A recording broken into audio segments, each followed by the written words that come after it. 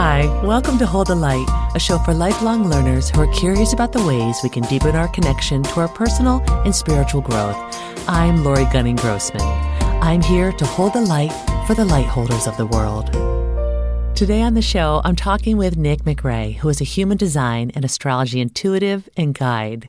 As one testimonial on his website says, Nik eloquently transmutes cosmic wisdom into practical guidance. In our conversation, we talk about how human design and astrology can help us to know ourselves better, evolve, and embody our own unique journey through life. We also talk about how these systems can help us gain clarity and insight when we're going through transitions. We talk about emotional, energetic repatterning, and Nik shares some insights about what to expect in 2024, including what lessons will be unfolding for us as a collective. This is something you'll want to hear right now. And so, here's my conversation with Nik McRae.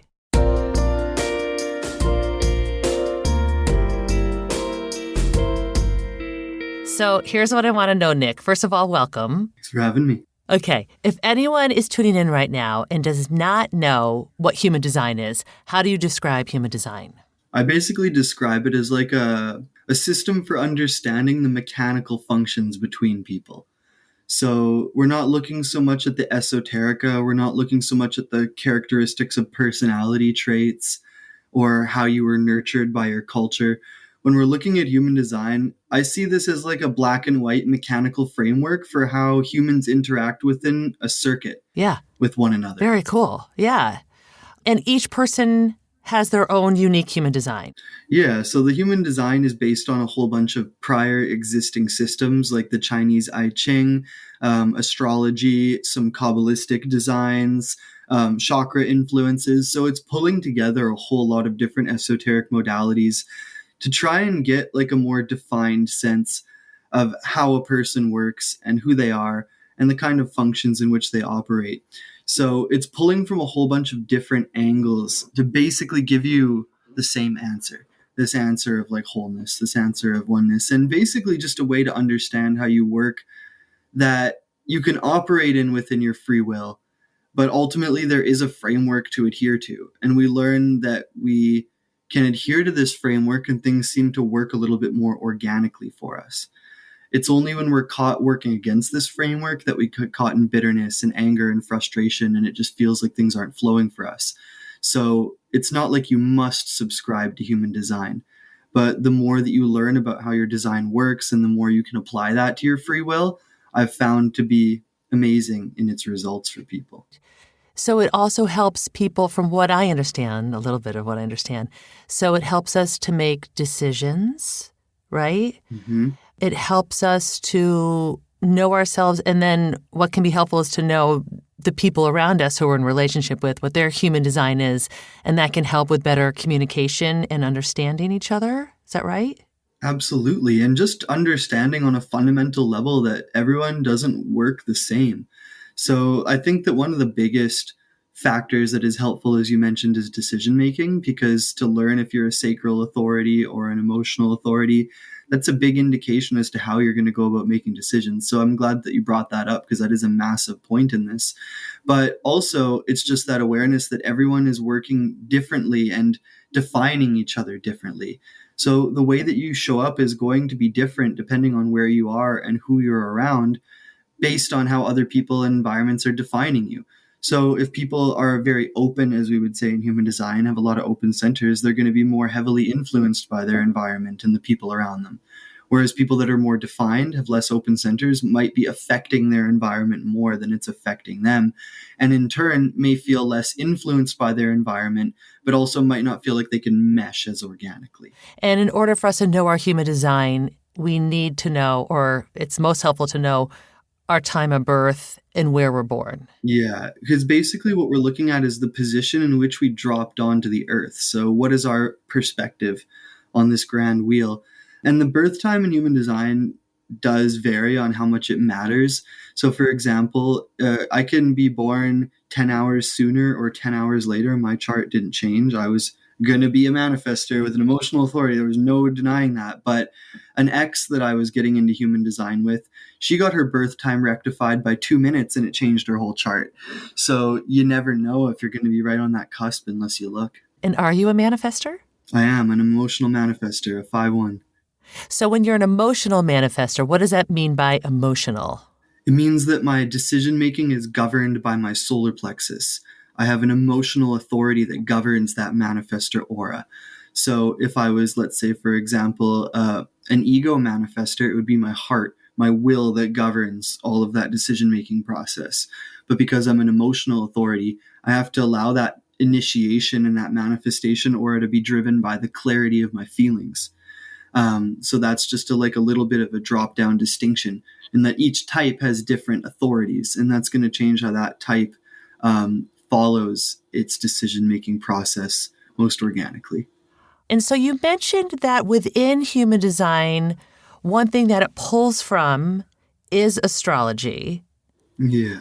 In addition to other modalities, if that's the word to use. Yeah. So, but you use human design with astrology. So even though astrology is in human design, you are also working with it on its own, but together. Mm-hmm. Okay. Yeah. So the way that I like to pair these two is to kind of consider it like, if I was to be doing a portrait of you right now, the human design would be where I come in with the pencil. Okay, this is where your head is. This is where your eyes are. This is where your mouth is. This is kind of non-negotiable. This is structural, right?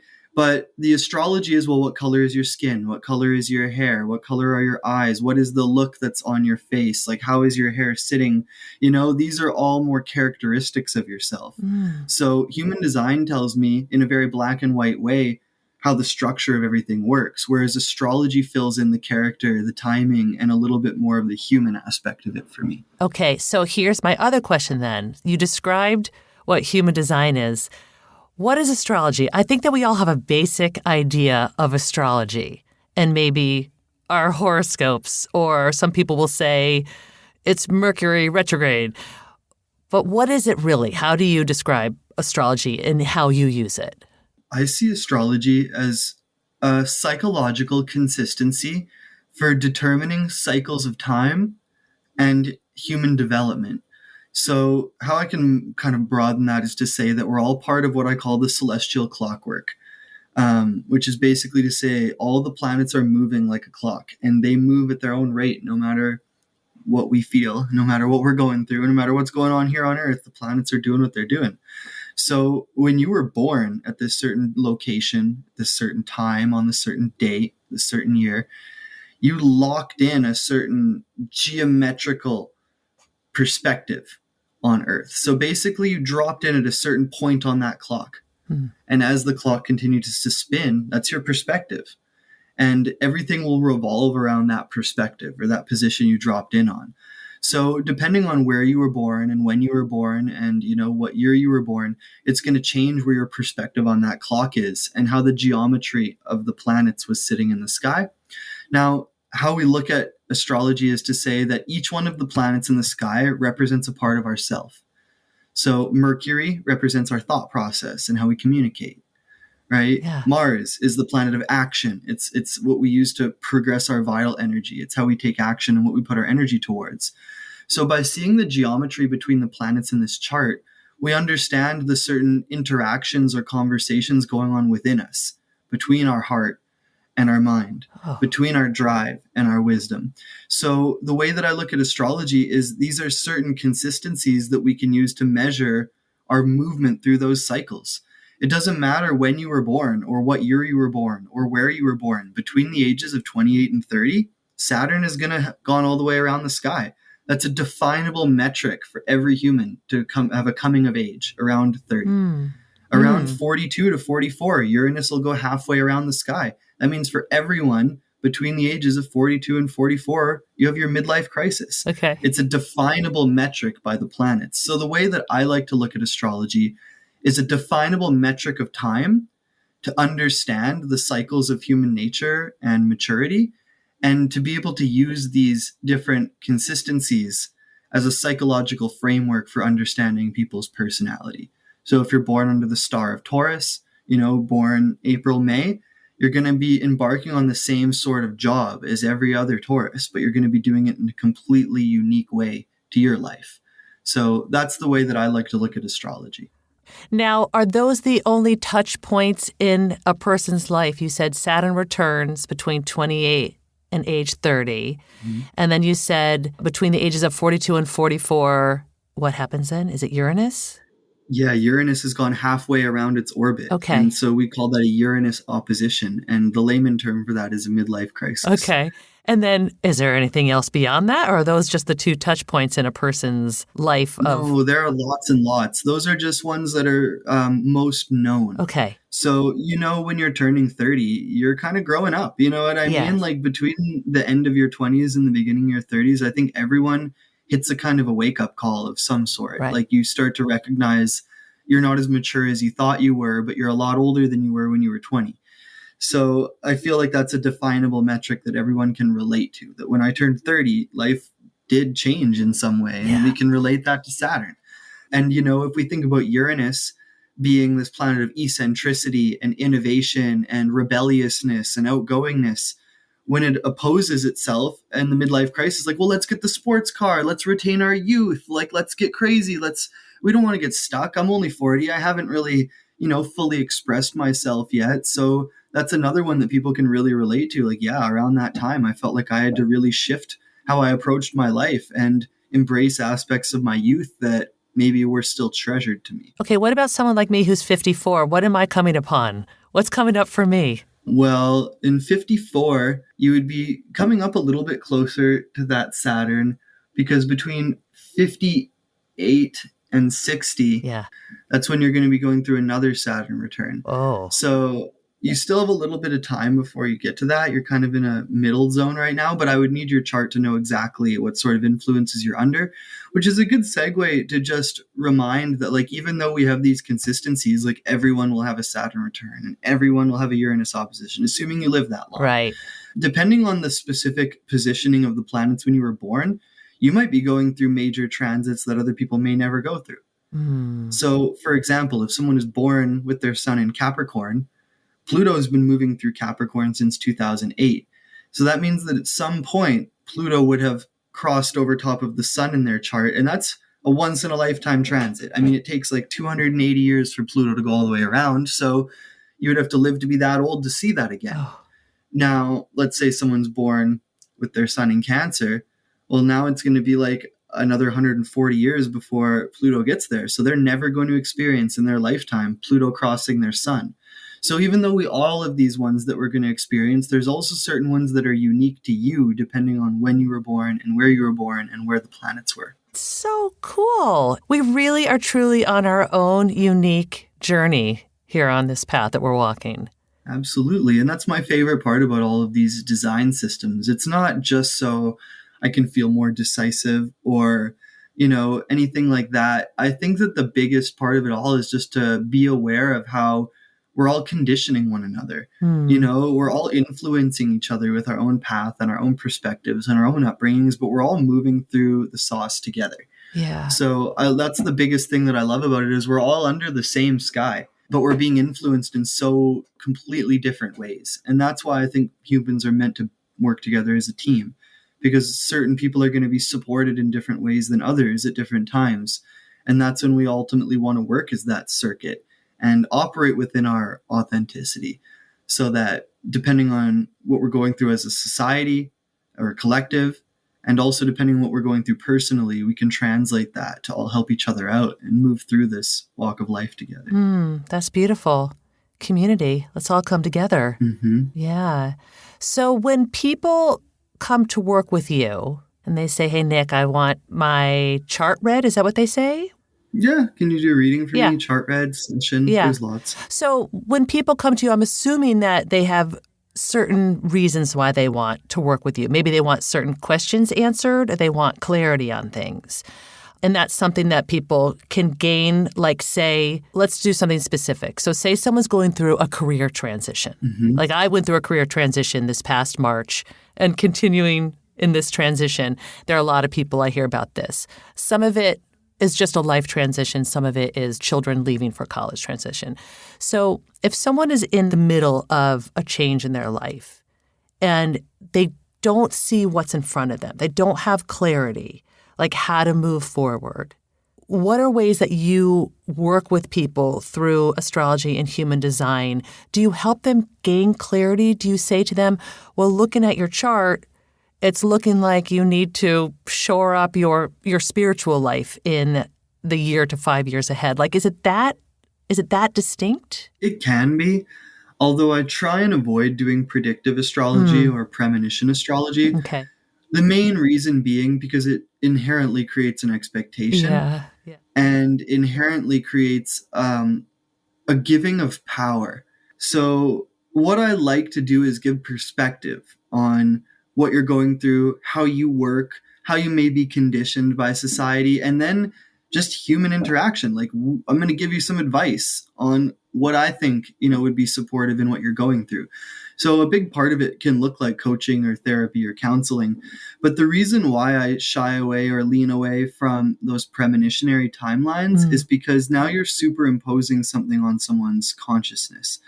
So let's say someone comes to me and goes, is this the right person for me to marry? I've met this new person. There's a lot of chemistry. Even if they give me their chart, I can see all of the chemistry. I can see the dynamics between these people. But the point I would have to make is that, do you believe that a stranger that you're getting an astrology reading from can make that kind of decision for you? I can help support that decision and reinforce your decision or make you have more clarity on that.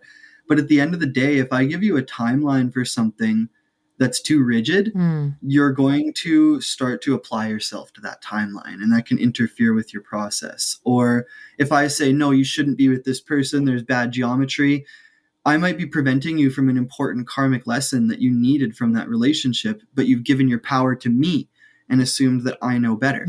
So as much as I appreciate being able to share that perspective, I try not to give too much of a defined timeline or too much of a defined directive, because I want to empower people. I don't want them to empower me to make their decisions for them. I like that. So you're giving space for people to have discernment when they are working with you so they can make their own decisions with whatever information comes forward through a reading with you. Yeah, and I'll always give as much perspective and framework as I can. So I'm telling you about the dynamics of this relationship, what sort of cycles you're in, what I'm getting intuitively from your past or your childhood, even looking at the certain verbiage you're using when you're talking to me. It's a really important thing to just psychologically poke apart like where your beliefs are based on how you're communicating about the topic.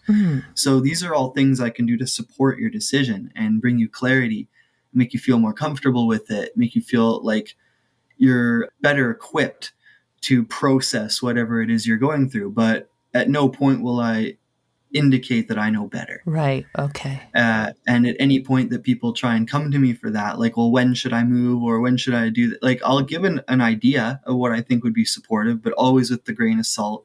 This is your free will, and I'm just here to inform you, right, not to direct you. Okay. Now, you mentioned how you listen to people's words and you listen to their beliefs, what they're saying and their beliefs.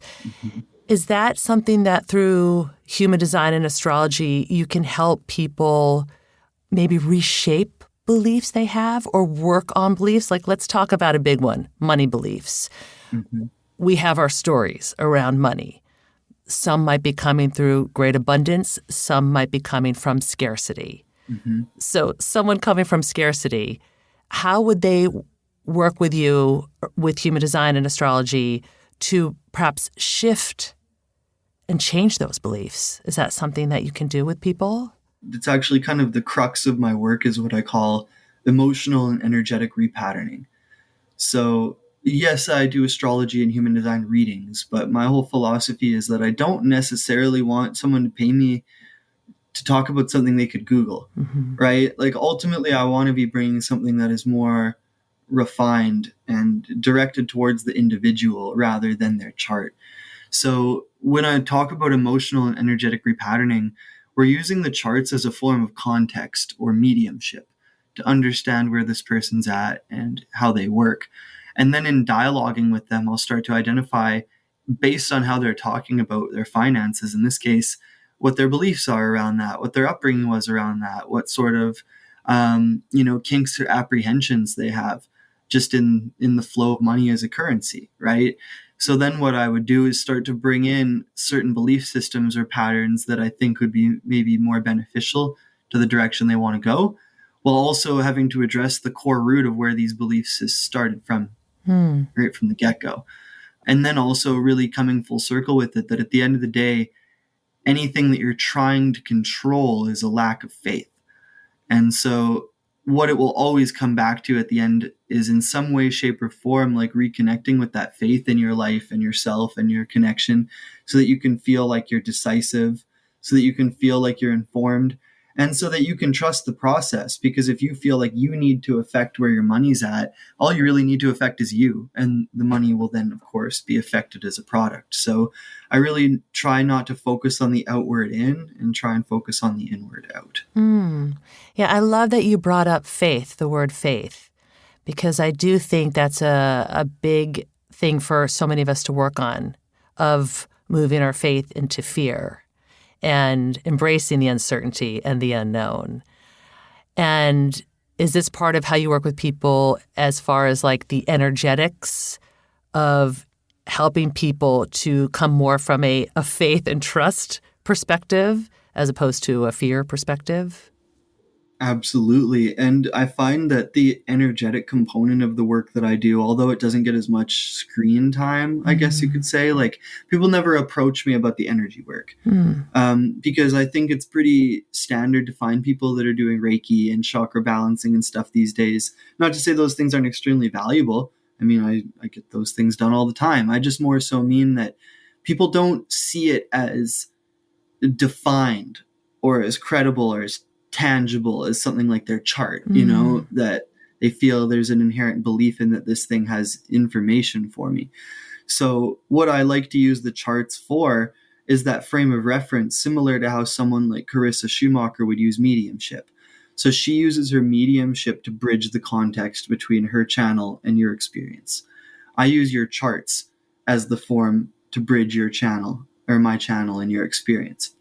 So to put this all in a nutshell, the energetic component of what I do is the most important, because most of the time what people just need is a little tune-up. All of this talking I'm doing, the charts, all that, it's just to keep your human distracted while we tinker around in the background. And 90% of the time when someone comes out of a session, I go, how do you feel? They go, I feel so clear and relaxed. And lots of the time they forget how they felt when they came into the session. And I would never take credit for this myself. I'm just regurgitating a reoccurring theme that people will email me after and say, like, that was like 10 years of therapy in those couple sessions. So I see the energetic component as almost more valuable than the information, because people leave the session, they don't listen to the recording right away. They don't remember what we talked about, but they immediately feel like something shifted. And then when they listen to the recording in the future and it catalyzes that shift in the energy, then it's extremely palpable that there was an effect from that session. And that's what I really focus on shooting for. We want to just tinker with the energetics so that someone can shift that. And usually it happens unconsciously, which is what makes it a lot more easy. And you're able to do it if you're not actually in person with someone, like if you're doing a Zoom call with them? I prefer Zoom. Oh. The reason being because we're both in our own space, we're both in our own bubble, and we're both focused. I don't have to meet you somewhere or set up my office. I don't have to build that rapport. We don't have to like change our clothes, you're comfortable in your own space and you're fully attentive for an hour. Yeah. And energy doesn't have boundaries, So ultimately, because energy has no boundaries or barriers, I would say it's almost a more focused dynamic on Zoom. Whereas if I'm in person or at a trade show, there's all of these human distractions and influences that take away from the focus of the session. Yeah. Oh my God. Energy has no bounds. Is that what you said? No boundaries? What did you say? No boundaries, no barriers. Energy is infinite. So if you're doing energy work in North America on someone in Australia, there's no lag. They'll feel it instantly. It's so wild. It's so beautiful. And it's a little crazy to wrap my head around. I believe it. I fully believe it. It's still wild to think about, like you and I as people are listening, they're hearing our voices. We are actually seeing each other on Zoom right now, and that there is energy exchange going on, and that we don't have to be Mm-hmm. in the same room. It's wild to me. Yeah, this is the intimacy of the new age, right? That we're all connecting energetically. So even think about this for me. I'm pretty young, right? I'm a millennial. So I grew up texting. That was how we would like initiate dates or communicate with each other, you know? It wasn't like calling the landline or going and meeting at the mall. Like it had shifted when I was a teenager to everyone texting each other. Mm. So the reason I'm bringing this up is because you can miscommunicate a lot through a text message. You can read into the text message wrong. There's lots of things around that. But that all aside, 90% of the time when you send a text to someone, there's an emotional ring in that text. There's a certain level of intimacy in a conversation you can achieve. So on something like Zoom, where our voices are interacting, we're looking at each other, we feel that intimacy similar if we were in a room. But even if you're having a deep, intimate conversation with someone over text, there's a lot of energy being exchanged in that. So you also got to remember that it's not just the voice and the eyes and all of these things. It's the fact we're connecting energetically as just a natural part of our day to day. And so my mother, who I would credit everything I've ever learned to, basically always said that technology is the dinosaur of telepathy. And I would agree with that, because as we're texting, we're exchanging that energetic information. And how often do you think of someone and look down at your phone and they just messaged you? So this is all a part of us just recognizing we're in a unified field, and the energy has no barriers within that. Okay, speaking of us all being in a unified field, and energy and connection. As we're rounding up this conversation, I would love to talk a little bit about, if you're open to sharing, about 2024. 2024, the year ahead of us, and then a little bit beyond as far as from an astrological point of view. What are some lessons that are coming up for us collectively, or what can we expect in this year ahead? Coming into January, what we're really seeing is an intense leap forward into this new age. And we're already seeing that start to occur. Like we're starting to see a lot of separations and divorces going on. We're starting to see a lot of people changing jobs, leaving the corporate world. We're starting to see a lot of people dive fully into awakening and spirituality. We're seeing a lot of things start to rapidly shift and develop to a place that we've never seen it before. So coming into 2024, all of the things that we've been reflecting on and trying to solidify since August are going to finally get let go, and we get to fire that arrow. So what we're going to see immediately coming into February is an intense increase of momentum, of progress, but also that everyone is individually responsible for this progress. This is the kind of the wisdom of this Aquarian age, is that everyone is existentially alone in this world. That doesn't mean that we're not part of community and family and loved ones and all these things. I'm just saying that at the end of the day, you are the only one responsible for your destiny, and you're responsible for nobody else's. While you can be influential on other people's destiny, you're not responsible for it. So what this is kind of engendering in me is an awareness that we all have to reinvent the foundation of what commitment means, and stability means, and consistency means, and loyalty means. It also means we have to face the emotional repercussions of all of these shifts that we've just had the last few years coming into this new age. Right. So how I see this is that everyone needs to take personal responsibility for the emotional repercussions of freedom, so that we can all face those emotional repercussions and gain a sense of catharsis and awareness around what we're personally responsible for. Because even if we die surrounded by loved ones after a successful life, there's only two people there: you and whatever part of yourself that you're going back up to. Right. So how I look at 2024, to put it in a nutshell, is a lot of radical progress on facing the emotional repercussions of freedom and independence, and how we all have to be responsible for our own grief and our own trauma, so that we can relate to one another through that, and we can unify. Because divide and conquer has never been more powerful than it is now. And in the Aquarian age, it really comes down to the fact that all of the we is just a series of me's. And if we all take that personal responsibility for the me, then we ultimately become the we. Are you feeling good about 2024, though, on the whole?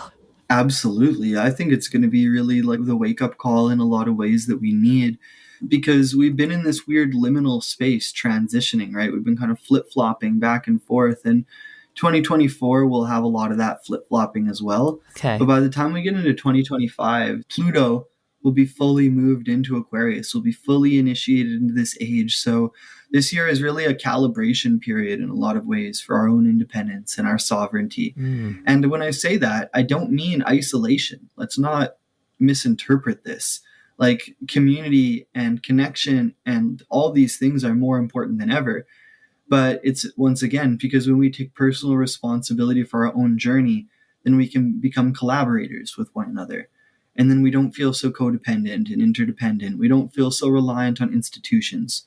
We realize that we're responsible for our own destiny and that we have a part in everybody else's. And so if we all take personal responsibility for that, then we aren't blaming how our mom raised us. We're not blaming the government for how they're running us. We're not blaming Nestle for being corporate and corrupt. You know, like, at the end of the day, we can put all this blame and shame externally and make everything everyone else's problem. Or we can accept the fact that the only thing that we have any power over is ourself. And as we start to exert that power over ourself and, you know, become empowered in that, the world starts to shift vicariously. It's called a changing of the paradigm. So ultimately, we don't need to try and affect the world. All we need to do is affect ourselves, and we'll influence the world. That's the sense of independence and sovereignty I'm talking about. Words to live by. Nik, I know that, as you said, you are on the younger side. You are very wise and a beautiful guide. And I thank you so much for sharing your knowledge with me today here on Hold the Light and putting this out there in the world, and also giving us a little bit of a guide for ourselves and for the world as we move into a new year, a new time frame. And thank you so much. I really appreciate talking to you. You're welcome. And one thing I would like to leave with for anyone who's starting out on this journey a little bit more, like maybe has dabbled for a few years, but, you know, is really looking for a good resource on what is this actually all about. Nik McRae's book, Talking to Myself, Evolving on Purpose, is literally the guidebook of awakening that I was raised with. So all of my awarenesses, all of my knowledge, all of my wisdom, all of my training and energy work all came from her. And so if anyone would like literally the guidebook on what got me to where I am, I highly recommend looking into it, because it's the great place to start. I'm going to link to that in our show notes so people can go there to find it. And thank you again. You're so wonderful and knowledgeable and a beautiful light in this world. So I really appreciate it. Well, thank you. I very much appreciate that, Lori. And thank you for having me on. Absolutely. To learn more about Nik and how you can book a session with him, visit his website, beyondironic.com. Ironic is spelled I-R-O-N-I-K. You can also find him on Instagram at fire.n.iron. Thank you for listening to Hold the Light. For more information about this episode and the topics discussed, visit our show notes or find more at holdthelightcollective.com or on Instagram at holdthelightcollective. This podcast is produced by me, Lori Gunning-Grossman. Jonathan Grossman is our co-producer and all-around sound guru. He also wrote the original music. This podcast is recorded and mixed at Night Shift Audio in Los Angeles, California. Finally, if you like the show, please rate, review, and share it with a friend. Let's share the light with each other.